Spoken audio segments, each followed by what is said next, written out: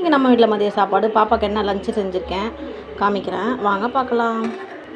சுட சுட சாதம், அப்புறம் பச்சை சுண்டக்காய் போட்டு முருங்கைக்காய் போட்டு காரக்குழம்பு, பூண்டு ஒரு 100 பூண்டு போட்டிருக்கேன்.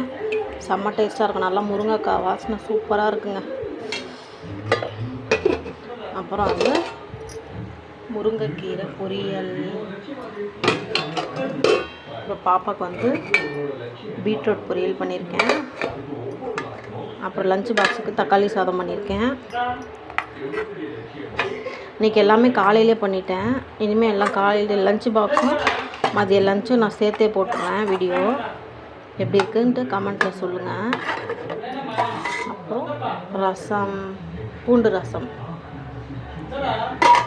அவ்வளோதான் இன்றைக்கி. அப்புறம் கொஞ்சம் தக்காளி தொக்கு வச்சு தான் சாப்பாடு கலர்னேன் பாப்பாவுக்கு. இந்த மாதிரி செஞ்சால் அவங்களுக்கு ரொம்ப பிடிக்கும். அது கொஞ்சம் இருக்குது. இன்றைக்கி தான் நம்ம வீட்டில் மதிய சாப்பாடு. எல்லாம் தயாராக இருக்குது, வாங்க சாப்பிட்லாம்.